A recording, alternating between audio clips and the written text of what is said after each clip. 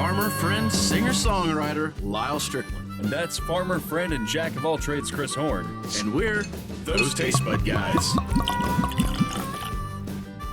Hey guys, welcome back. Thanks for joining us one more time. I'm Chris, that's Lyal. We are those Tastebudguys. Appreciate you joining us. Give us a chance. If this is your first time, hey, please just know we like to try different random things. We're not experts. We just like to drink some things, talk about them, try them, give some tasting notes, give some thoughts about some different things. If you happen to have the same things, join us in the drink and comment down below. If you don't, I comment down below if you want anyways. If this isn't your first time, hey, welcome back. Appreciate you coming back and helping us out. We have somebody over here, as we always do. At this time, it's again Foray and Tequila. If you guys have a chance, please go check them out. Yes. Fantastic product, fantastic people, fantastic price. You should absolutely 100% go find them. They've helped us a little bit. We hope to be able to help them out a little bit as well. I don't think you'd be disappointed. We'd love to hear all your thoughts about them also. Yep. I think Rowan's a sleeper tequila.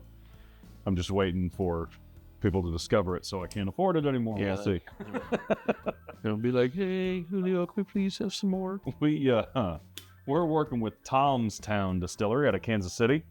Today we're working with The Machine, number 10, half-baked distilled spirit specialty. Does say the Machine. 94 proof. Chris knows a little bit more about this than I do. Not a lot. But generally, this specific one is distilled from a Lagunitas beer. Yeah. So Tom's Town Distilling, again, Missouri distillery. They did not give us this one. This is one I just happened to be up there, Morgan and I, and we got to chatting with the bartender. It was JT. Hey, JT, if you happen to see this. And we got to sample a lot of their stuff, and they had this one specific line of product called Machine. And so every year they make a big batch of stuff, and then they have a little bit left over, and they take that leftover stuff and they play with it. And they just do some stuff. I was pretty drunk. This one, I was like, I don't have a bottle, I do that. And so I got this one. It's funky. I'm not going to lie to you. I'm going to tell you right now, this is funky. This is an atypical, I mean, it doesn't say whiskey on it. This is a spirit for sure. Yeah, so it is distilled beer, the best I understand it. But when I asked if it was a bierbrand, like our friends up at Edelbrand? Yeah. The information we learned from them was distilled beer becomes bierbrand. They wasn't sure if this actually qualified for that or if that's what it really was, because they wasn't really familiar with bierbrand like almost all of us aren't. So maybe this is a bierbrand or a derivative of a bierbrand. Gotcha. I don't know. Yeah, it's when you say they have stuff left over and then they play with it. Yeah, there's like they have a certain amount they bottle and they hit that of like whiskey of stuff. Stuff. Okay. And then every year they pick something they have left over. And then they do something funky with it. Like sometimes it's gin, sometimes it's whiskey, sometimes this particular time I guess they decide to, I think maybe it's a little bit of one of their probably vodka or something mixed in. I don't know. Yeah, I mean, I'm not sure about it really. Yeah, the color's throwing me a little bit. Of course, it says it's aged in white oak barrel, so that's probably the color.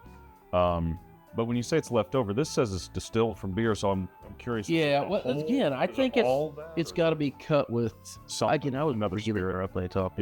I'm going to reach back out to them and see if we can do some other stuff. Well, let's get to smelling it because it smells unique. Like it smells like apple cider brandy. Yeah, I was just gonna say the color really throws you because you kind of go like, oh, it's gonna be whiskey adjacent, and it kind of is, but not really. It's got some corn notes in it.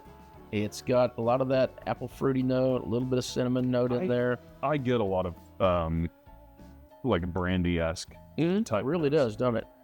But there is that sour kind of bitter hoppy component that you can pick out that this, if you knew it was from a beer. Yeah, knowing it from its beer, the hoppy becomes obvious. You know, right now, IPA. Yeah. Right now, I'm not so sure. But let's dig in here.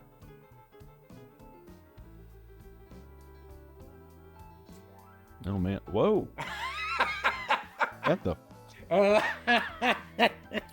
Now, I already know what the tasting note was before I started.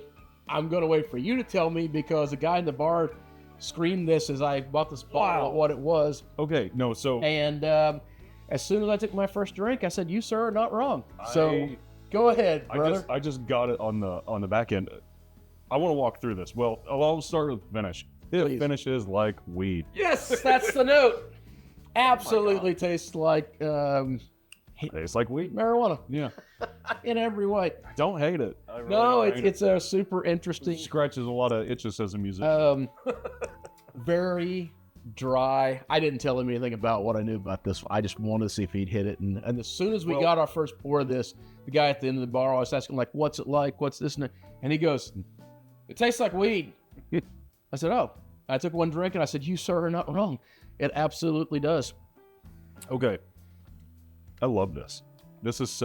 I love things that are storied. It And is This is chaptered out for sure. incredibly dry. Got a lot of wine night. Almost some gin quality that comes into it. I get real sweet, smooth, brandy-esque flavors on the front end. Real quick, though. And then a wave of IPA hops just rush in.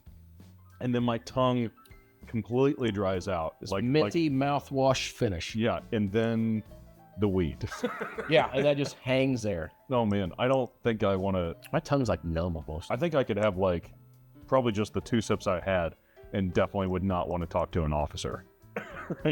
I assume, the nose of it's not like that. No. So I assume somebody talking to me would not smell that, but I mean, the nose is definitely more beer adjacent, brandy adjacent, I would say. That's incredible. really wild, right? I cannot say that it's my favorite, but I just because I don't know where to put it, and that makes me very excited. I love it. If I don't know where to put something. Yeah. So I got to sample quite a bit of their stuff, and well, let me back up. First of all, if you guys are up there, you get a chance, go in there. It looks like I didn't sample their meals. I didn't even know they had food when I was in there. I wish I had it. It looked amazing, but I went across the street to Anton's and actually ate. So, hey, Anton's, do that. But if you get in there, cocktails, the guy does a great job on cocktails. At least JT does. That's the ones that I got. Did a great job on that. We went through their tour. We sampled, and they sampled me till I really don't remember what I'd done. So I had a lot of their stuff. What I do really know is they have a barrel-aged gin in there that is just phenomenal. I hope we can get a bottle of that down here. I did not get to hit hardly any of their whiskeys while I was not inebriated enough to tell you what they was. Their vodka was, I actually think you'd like it. Yeah. It's a really creamy, it's actually, again, tastes nothing like vodka that everybody else wants it to be. Yeah. But it's good. So they had a lot of fare up there that I was pretty. I've seen a lot about Tomstown. I've known about them for years. I believe I've maybe been there a handful of times, but I couldn't place it. And it was way before I was into this level of alcohol. Yeah, very, very cool. We're going to have to try some more stuff from them. Anything else to say on that? Well, they make the machine bottle. They do one a year. They're up to a bottle. It's just 10, I think. Yeah. This is 10. I think they still had 9. Like a couple bottles left there, and I think he had like 8s that he said was just set back for future. But basically, that's all there is left. So every year they do one. They go quick. Huh. I think there's just a few hundred bottles of these little ones like it, and then they're gone. That's awesome. Like so. But yeah, I kind of wish I'd started collecting them a long time ago. I'd like to get 2 every time they release, 1 to drink, 1 to sit on the shelf. That's cool concept. I like it. Yeah, love it. All right. Until next time. Whether it be the weed you're drinking, Ooh, the food you're eating, close your wire, or the people you're meeting, grab a buddy and try something new.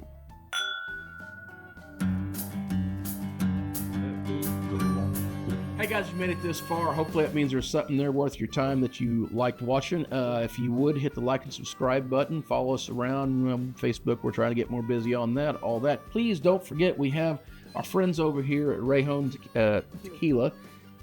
We always have somebody over here. We appreciate if you give them a follow. And there's a QR code over in the corner that would help us greatly if you want to throw a couple bucks our way. Yep. Cheers.